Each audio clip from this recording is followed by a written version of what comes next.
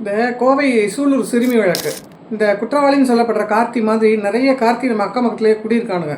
முன்னெல்லாம் வந்து குற்றவாளி வெளியூர்லேருந்து வந்து இங்கே குற்றம் செஞ்சுட்டு போயிடுவான்னு சொல்லுவாங்க. இப்போல்லாம் அப்படி இல்லை. நம்ம அக்கம் பக்கத்தில் குடியிருக்கவங்க நெருங்கி பழகுறவங்களே சந்தர்ப்பவாத குற்றவாளியாக மாறுறாங்க. இந்த பெற்றவங்க வந்து மற்றவங்களோட எவ்வளோ பழகினாலும் அந்த குழந்தைங்களை வந்து மற்றவங்களோட பழக விடக்கூடாது. இந்த மாமா பாரு, மாமா கூட போயிட்டு வா, கடைக்கு போயிட்டு வா, சாக்லேட் வாங்கி கொடுப்பாரு, இல்லைன்னா ஜாமான் வாங்கி கொடுப்பாரு, அதை அப்படியே வீட்டுக்கு கொண்டு வந்துரு, நீ மட்டும் வந்துரு, அவர் அங்கிட்டு போயிடுவார் அப்படின்னு சொல்லி அனுப்புறது, இதெல்லாம் வந்து செய்யக்கூடாது.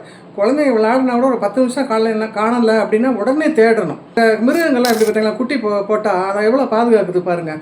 அது எங்கேயாவது மான் வந்து இந்த சிங்க மாமாவோட கடைக்கு போயிட்டு வா, இந்த பன்னி மாமாவோட போய் ஸ்கூலுக்கு போயிட்டானே யாராவது எந்த மிருகமாக சொல்கிறத நீங்கள் பார்த்துருக்கீங்களா?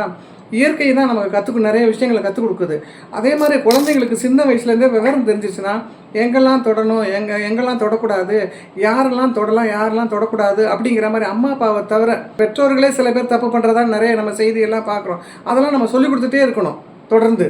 இதில் நிறைய செய்திகள் வந்து பார்த்திங்கன்னா உடனே சிஎம் வரணும் அப்படின்னு சம்பவம் நடந்தவுடனே போலீஸ் ரொம்ப தீவிரமாக தேடி எல்லா வேலையும் பார்த்து ரொம்ப கஷ்டப்பட்டு தான் சோறு தண்ணி இல்லாமல் கூட கஷ்டப்பட்டுருக்குறாங்க. சிஎம்க்கு வந்து மாவட்ட ஆட்சியாளர், மாவட்ட காவல் கண்காணிப்பாளர், அந்த ஆட்சியாளர்கள் இருக்காங்க இல்லையா, ஸ்டெப் பை ஸ்டெப்பாக அவங்க எல்லாருமே உடனடியாக சட்டம் ஒழுங்கு சம்மந்தப்பட்ட தகவல்களை வந்து சிஎம்க்கு தெரிவிச்சிருவாங்க. அதனால் நீங்கள் ஒன்றும் அவருக்கு எதுவும் தெரியாமல் போயிருமா அப்படிலாம் ஒன்றும் நீங்கள் கவலைப்பட வேண்டியதில்லை. இது எந்த சிஎம்மாக இருந்தாலும் இது உடனே தகவல் உங்களுக்கு போகும். அது போக வந்து மாவட்ட லெவலில் வந்து பார்த்திங்கனாக்கா காவல்துறையில் வந்து AHTU anti human traffic unit, ACTU anti child traffic unit அப்படின்னு சொல்லி இருக்குது.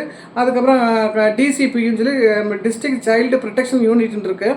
இவங்க சைல்டு சோசியல் வெல்ஃபேர் ஆஃபீஸ், இவங்க 4 பேருமே சேர்ந்து இந்த குழந்தைகள் சம்மந்தப்பட்டதில் அங்கங்கே ஸ்கூலு காலேஜ் அங்கெல்லாம் மீட்டிங் போட்டு இந்த குட் டச் பேட் டச் இதை பற்றிலாம் வந்து அவேர்னஸ் நாங்களே வந்து 2016 15 சொல்லிக் கொடுத்துட்டு தான் இருக்கிறோம். இது மாதிரி வந்து தொட்டு காவல்துறையில் அது உழைச்சிக்கிட்டு தான் இருக்கிறாங்க.